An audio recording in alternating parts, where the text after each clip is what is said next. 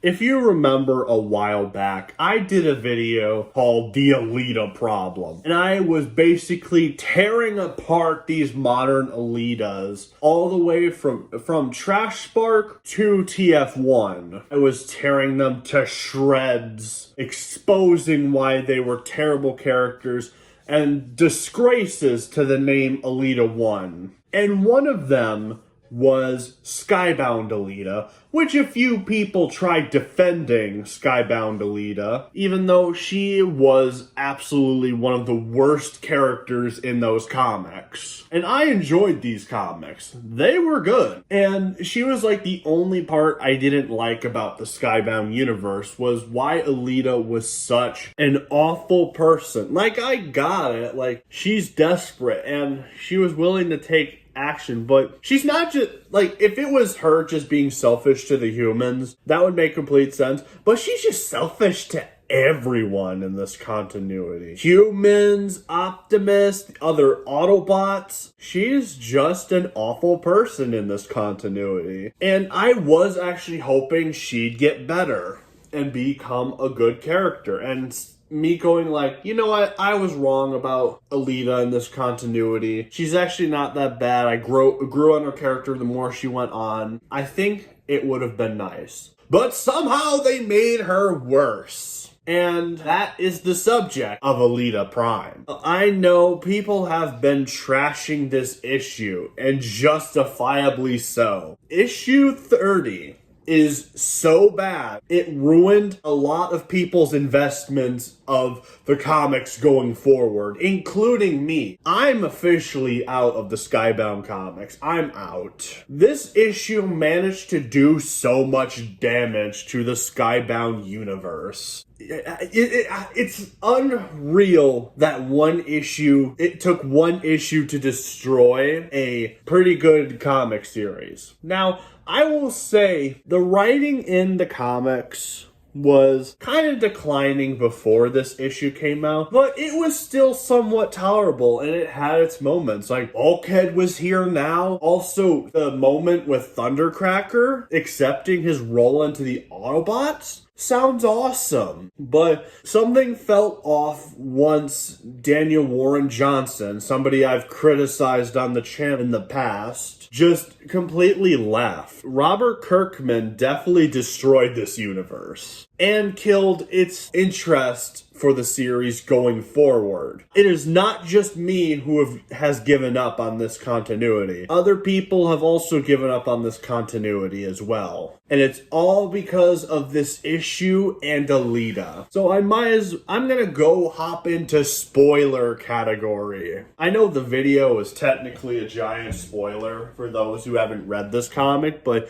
I'm going to actually get into the actual plot and what's wrong with Elita Prime. So to catch up people with the series, Elita has been leading a small group of Cybertronians on Cybertron. In the last issue we saw Elita, they had got enough energon to power a space bridge to send Cliffjumper back to Earth and join Optimus Prime. But of course, Cliffjumper sends Shredhead, the newly born Transformer, to Earth instead, which Girl Boss Elita is pissed that Cliffjumper did it and marked him as a traitor, and also used Cliffjumper to try to get more energon so then they can go to Earth. And Cliffjumper's like, I'm not doing it because of you, I'm doing it because of Carly. And then in issue 29, the last issue before 30, at the end, Girl Boss Elita and Cliffjumper enter on Earth, and that's where issue 30 continues. Because in issue 30, Elita is trying to manipulate Optimus on regretting fighting for Earth and not coming back to Cybertron. And even gets to the point of challenging his leadership. And it is so stupid too, because Optimus is literally trying to explain what's going on and mentions that Megatron is here on this planet. Now, you would think, would that mean that Elita just went like, oh, wait, Megatron's here? Well, I don't like this planet Earth, but we should unite together to take on Megatron, the worst Decepticon of them all? No, she just decides to try manipulating Optimus and saying that Cybertron is more important, and even though Megatron, the leader of the Decepticons, is on here, where you should probably think about getting rid of him to weaken the Decepticons' forces. Megatron is literally the worst Decepticon in history, because he was the one who started it all. And she's only focused on getting Cybertron back on its feet, even though it won't matter if Megatron destroys the galaxy and maybe comes back to Cybertron and destroys everything. Yeah, she wasn't thinking here. But she decides to challenge Optimus's leadership instead, which Optimus even points out that is not the way. But she decides to do it anyway. And she is just easily beating Optimus, even though she's like half his size. So it is just absolutely ridiculous that she is managing to pull these big punches on Optimus, even though Optimus is bigger than her. And she has like flimsy little arms. I don't believe you. I don't believe you! Because if anything, Elita, you remember that one moment from Prime? I remember bringing this up with a friend on Discord. You remember that one moment from Prime where it was in the episode where Ratchet had injected himself with a synthetic energon and he's in the room with Bulkhead and Ratchet just slaps Bulkhead in the face? Well, come on, Bulk. Come at me. I don't want to hurt you, Ratch.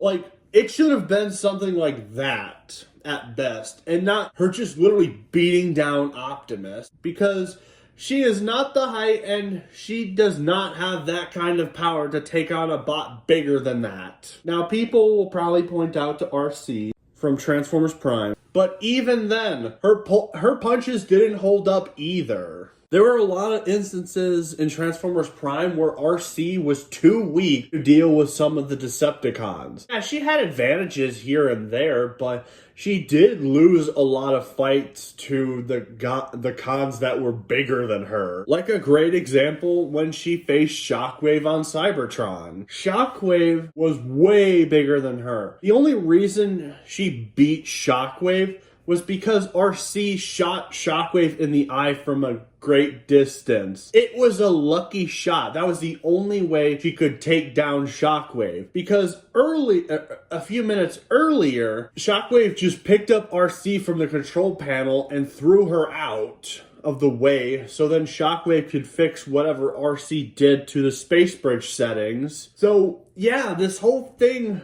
of Elita just trying to just punching Optimus multiple times is just so not believable. Now, I do buy that Optimus would not fight back against Elita because he wants to try reasoning with her and doesn't want to always resort to violence. I get that, but just how much power she's putting in is unbelievable. I don't believe you, comic. I don't believe you. And then Cliffjumper jumps into the comet and tries to stop Elita from hurting Optimus, even though earlier in a previous panel Optimus said to stay out of this. This is I have to deal with this. But Cliffjumper tries helping him anyway. And I'll say this makes more sense of Elita taking down Cliffjumper because Cliffjumper is about the same size as Elita.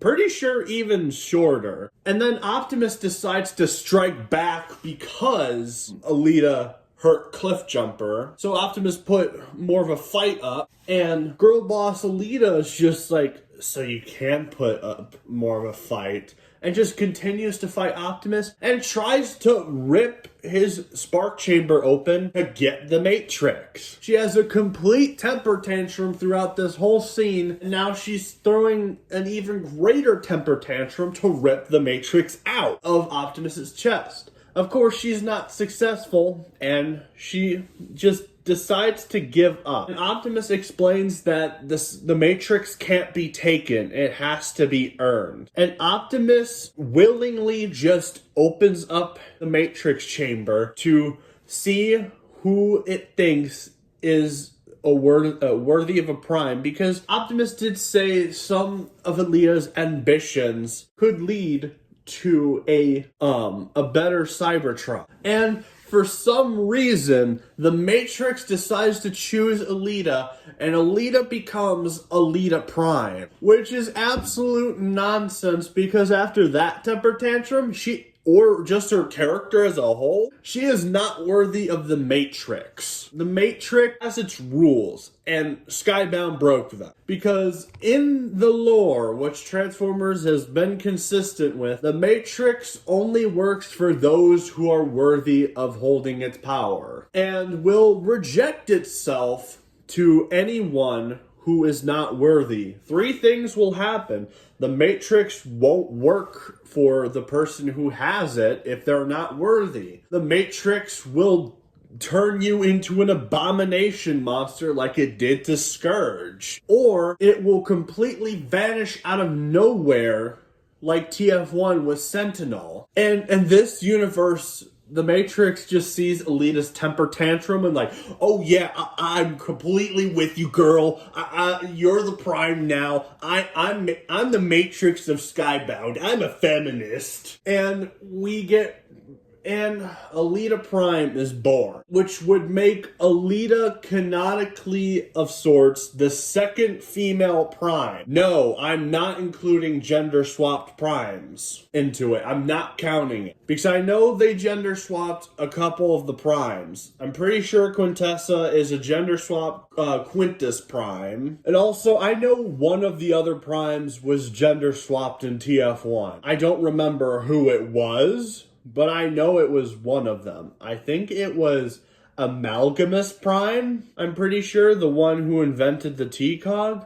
Or maybe it was Quintus again. I can't remember. It's been that long. If anyone knows who that gender swap Prime was, can you tell me in the comments? So, yeah, this is the second honorary female Prime. And, oh my gosh, Elita did not earn this. Especially when you go forward into the comics. So I'll get back to this point. So, as the new Prime, she announced that she's Elita Prime, which, oh my gosh, that's a terrible name.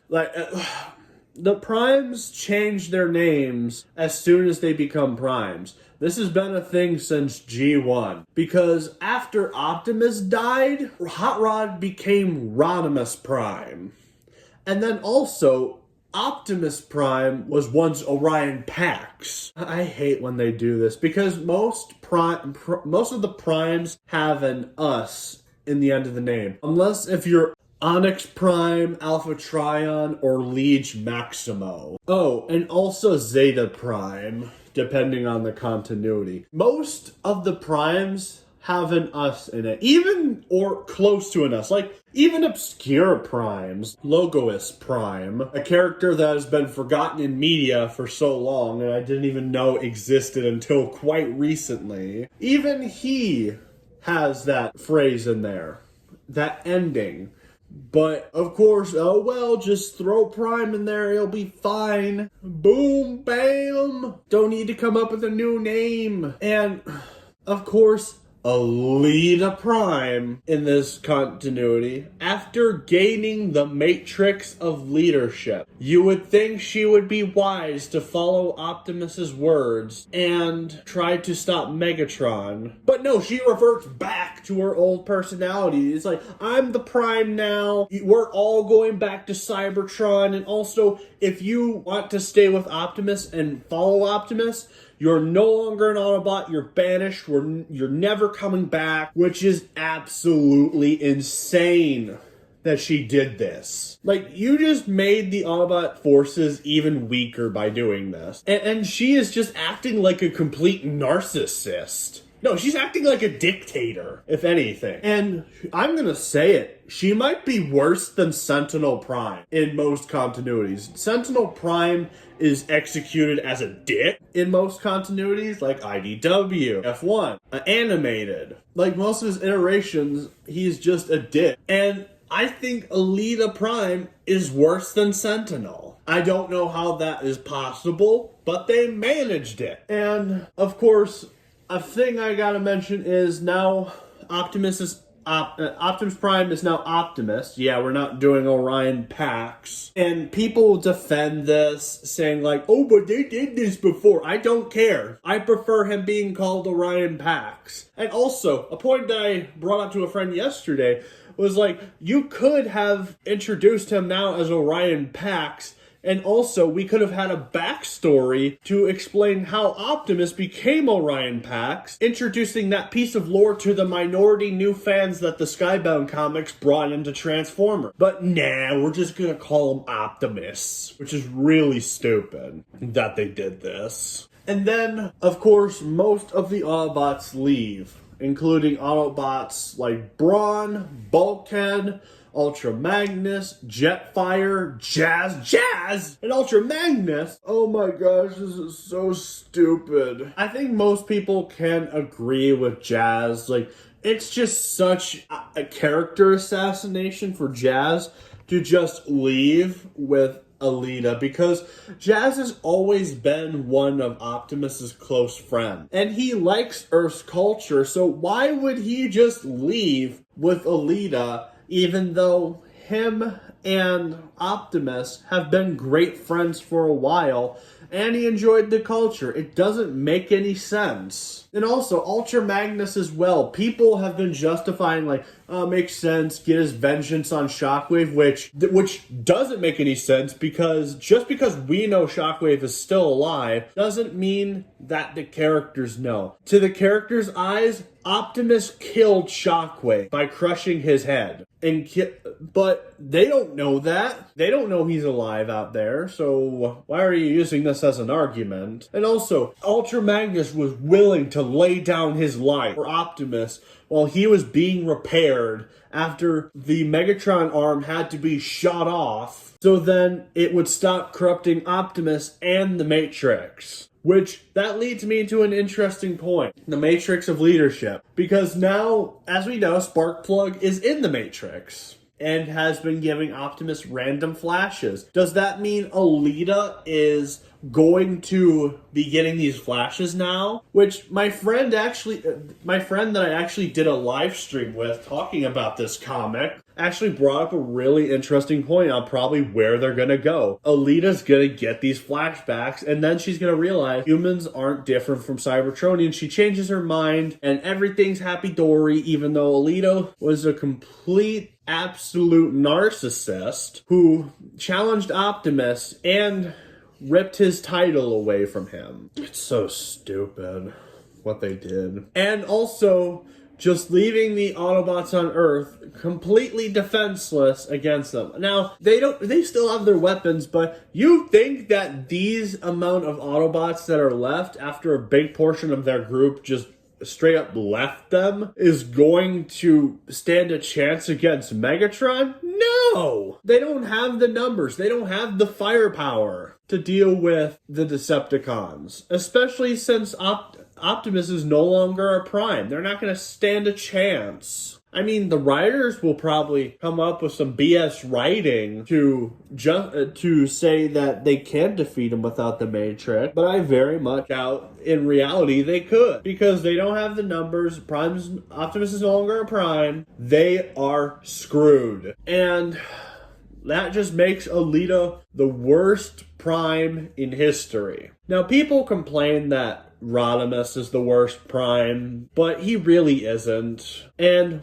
one of these days, I will compare these two and explain why Elita Prime doesn't work, but Rodimus did. But that will come that will probably come some point in the future, or maybe a couple weeks. I don't know yet. It's a video in the process. So yeah, this whole issue is bad and has damaged a lot of people's investment into the series, including me. I'm not continuing with this trash. I don't care anymore. This one issue managed to destroy everything that was good about Skybound. Everything. I don't know how that was possible, but this comic managed to achieve impossible odds. Not even Stranger Things went through this much damage. Like, Stranger Things season 5 was terrible, but it got worse the more it went on with its, like, season 5 definitely ruined